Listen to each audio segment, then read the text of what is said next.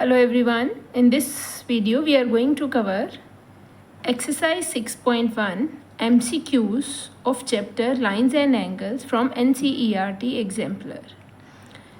First of all, we will start with the example 1. Here we are having, this example is also very important example.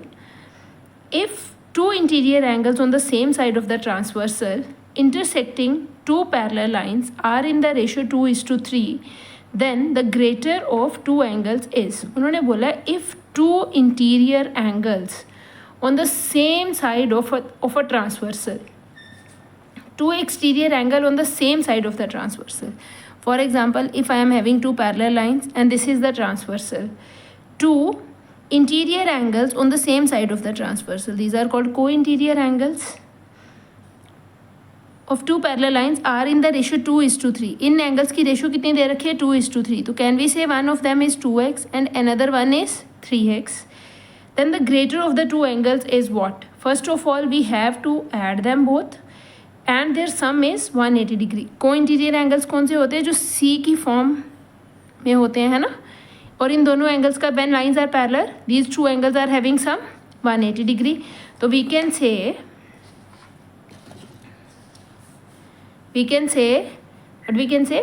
2x plus 3x is equal to 180 degree.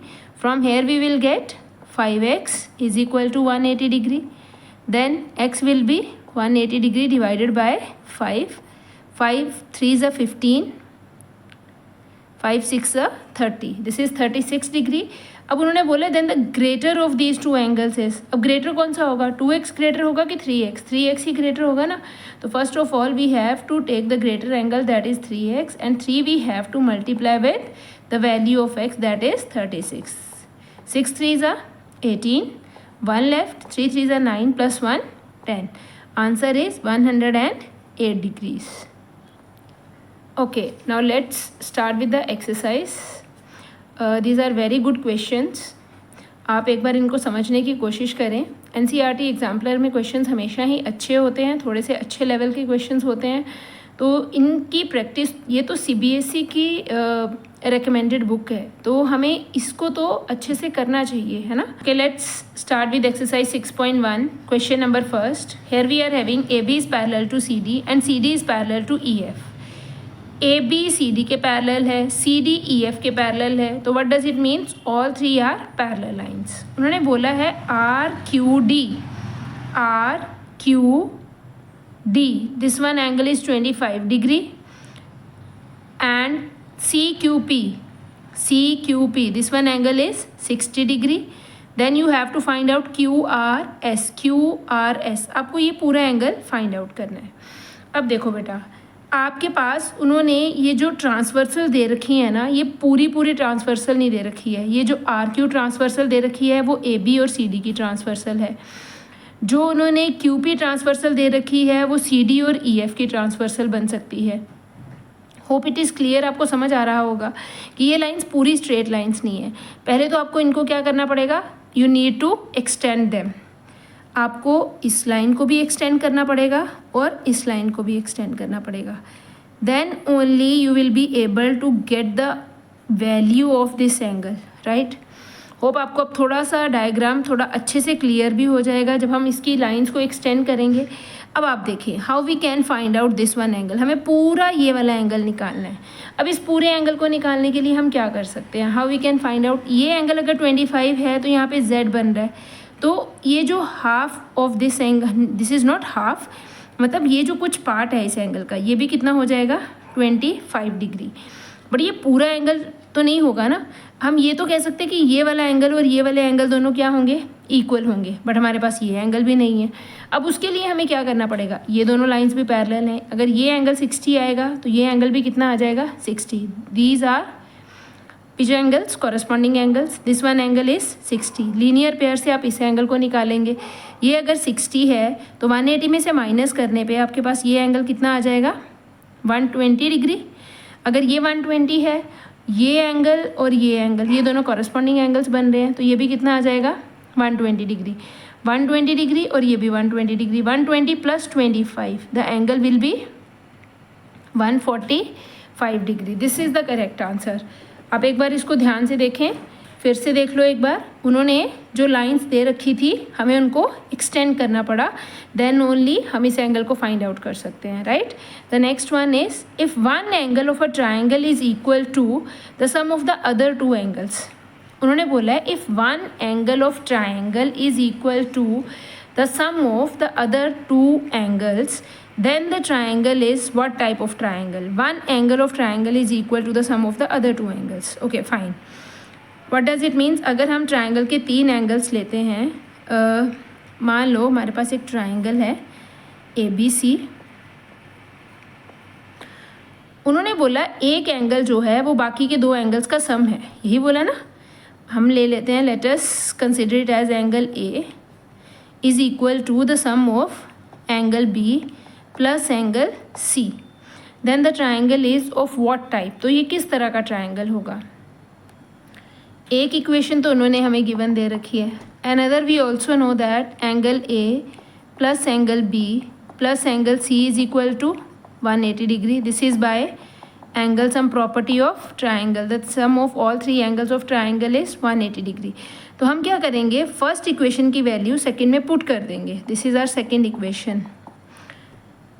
Put angle A is equal to angle B plus angle C, और ये कहाँ से लिया है हमने? From equation 1।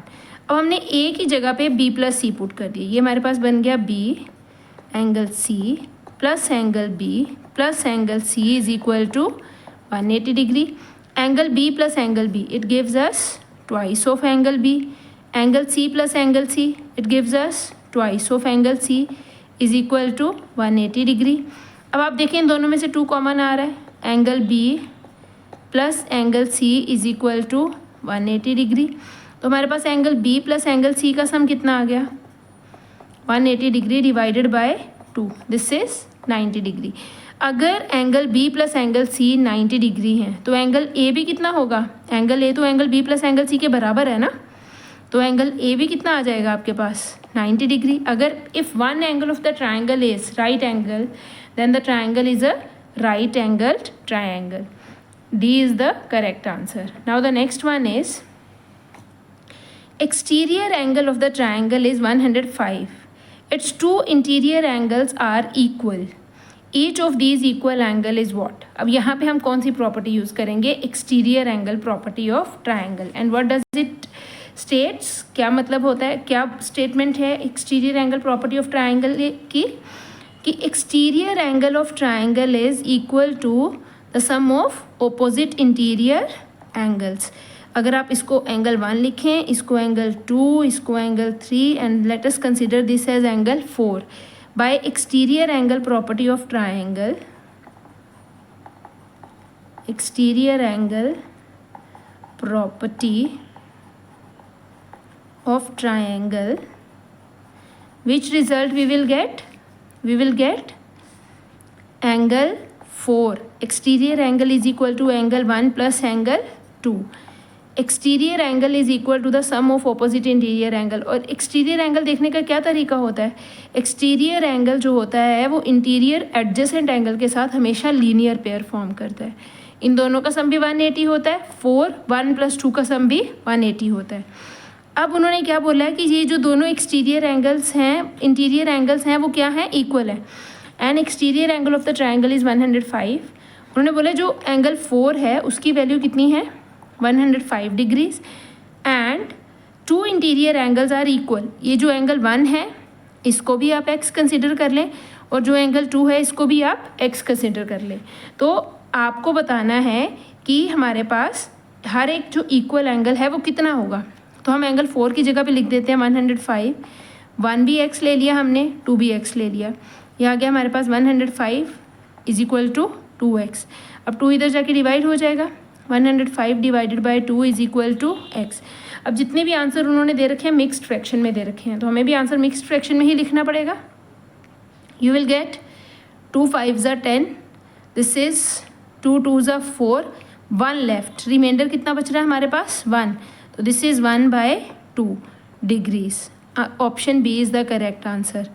अगर आपको ऐसे समझ में नहीं आया तो आप ऐसे भी कर सकते हैं, 105 डिवाइडेड बाय 2, 2 5 ज़ा 10, ये तो ख़त्म हो गया, ऊपर से 5 आया, 2 2 ज़ा 4, 1 रिमाइंडर बच गया। क्या फॉर्मूला, क्या तरीका होता है हमें लिखने का? This is called dividend, this is called divisor, this is called quotient, this is called remainder. तो how we can write it as quotient, ऊपर क्या आता है हमारे पास? रिमाइंडर, और इधर क्या आता है हमारे पास? Divisor, that is 52 1/2 degrees. Hope it is clear. B is the correct option. Now the next one is the angles of triangle are in the ratio 5:3:7. The triangle is what of the type? What is the type of the triangle? अगर triangle के angles की ratio 5:3:7 है तो वो किस तरह का triangle होगा? चलिए चेक कर लेते हैं। 3 एंगल्स की हमें अगर रेशो दे रखी है तो हम उनके साथ एक वेरिएबल कंसिडर कर लेते हैं, 3x plus 5x plus 3x plus 7x is equal to 180 degree. This is by angle sum property, this we will get 15x is equal to 180 degree, x is equal to 180 degree divided by 15, 15 1 ज़ा 15, how many left? 3, 12 degree. x की value कितनी आ गई? 12 degrees. अगर x 12 है तो आपके पास angle कितने कितने बन जाएंगे? This is 5 multiply by 12 is 60 degree, this is 3 multiply by 12 is 36 degree, this is 7 multiply by 12 is 84 degree. All these 3 angles are having the measure less than 90 degree. तीनों angles 90 degree से छोटे हैं. This is 60, this is 36, this is 84. अगर all 3 angles हमारे पास 90 degree से छोटे हो जाते हैं तो कौन से टाइप का ट्राइंगल बन जाता है? You can see this is an acute angled triangle, a right triangle, an obtuse angled triangle and isosceles. Isosceles होता तो 2 एंगल्स इक्वल होते, जो कि नहीं है. ऑब्ट्यूज एंगल्ड ट्राइंगल होता तो कम से कम एक एंगल 90 डिग्री से बड़ा होना चाहिए था. अब हमारे पास राइट एंगल ट्राइंगल होता तो एक एंगल 90 डिग्री होना चाहिए था. तो ये कौन सा ट्राइंगल है? An acute angle. All 3 angles are less than 90 degree. Now the next one is if one angle of the triangle is 130 then the angle between the bisector of these 2 angles can be. उन्होंने बोला है अगर triangle का एक angle 130 degree है, मान लो ये angle कितना है? 130 degree. Then the angle between the bisectors of the other 2 angles of the triangle. हमने पहले इसका बाइसेक्टर लेना है और फिर इसका बाइसेक्टर. ये दोनों एंगल्स के जो हाफ हैं ये आपस में इक्वल हैं. ये इसका बाइसेक्टर है O, this is A, this is B, this is C. OB is bisector of angle B and OC is bisector of angle C. तो आपको बताना है कि ये वाला एंगल कितने डिग्री का होगा. अगर ये दोनों एंगल इक्वल हैं तो we can let them as XX. अगर ये दोनों इक्वल हैं तो we can let them as YY. But same नहीं लेट कर सकते ना बेटा, क्योंकि हमें ये नहीं दे रखा कि एंगल B और C इक्वल है. उन्होंने बोला ये इसके बाइसेक्टर्स हैं, तो हम इनके बाइसेक्टर्स को आपस में इक्वल प्रूफ ले सकते हैं. तो हमारे पास ये कितना आ जाएगा? 130 plus 2x plus 2y is equal to 180 degree. आपको ये समझ आया? Angle A plus angle B plus angle C, और angle B twice of x है, angle C twice of y है. तो यहाँ से आपके पास आ जाएगा 2x प्लस 2y. 180 में से 130 माइनस हो जाएगा.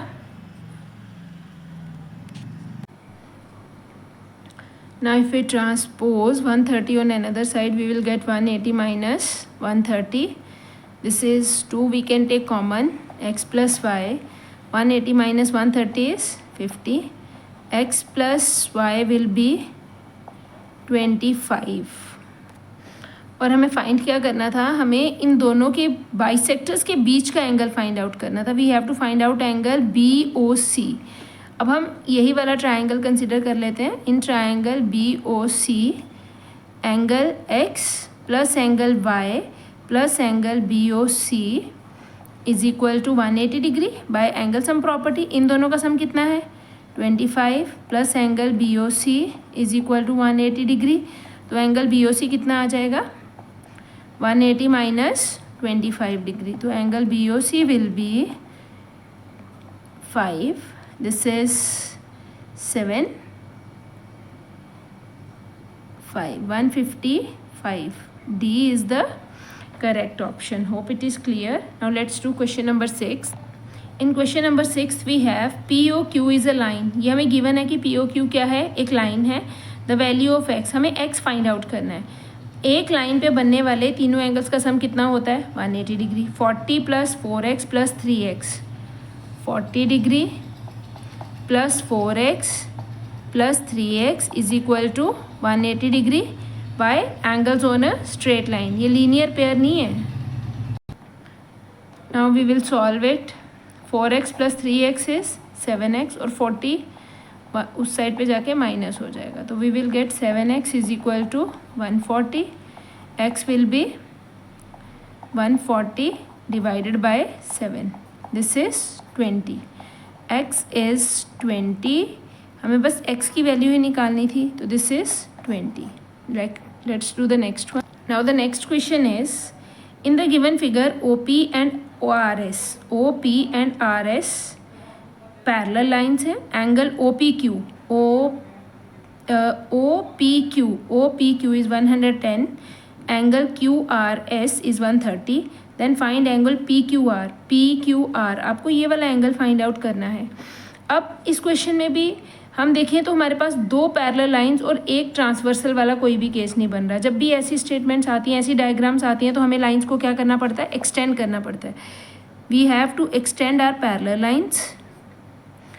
इनको एक्सटेंड करने से क्या होगा, हमारे पास ट्रांसवर्सल्स हमें प्रॉपरली हमारी ट्रांसवर्सल आ जाएंगी हमारे पास पैरेलल लाइंस के बीच की. और हम फिर कोई भी एंगल, कोई भी रूल जैसे corresponding angles are equal, co-interior angles are supplementary, we can apply all these, right? Okay, then now the question is, हमारे पास डायग्राम इस तरह से बन गया है ना.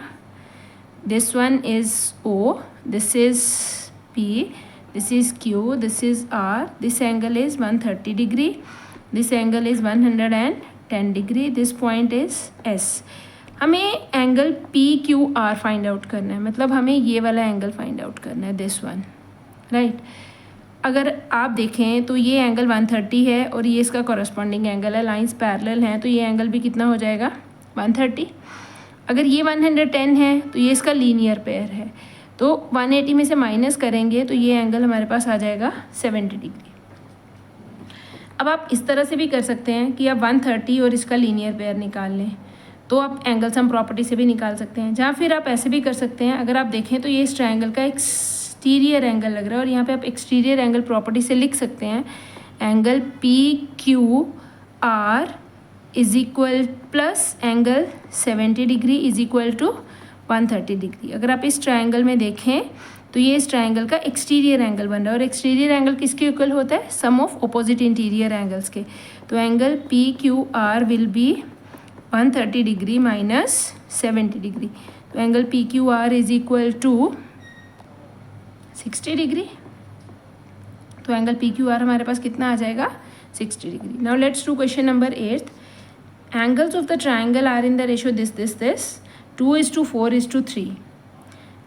Angles of a triangle are in the ratio 2:4:3.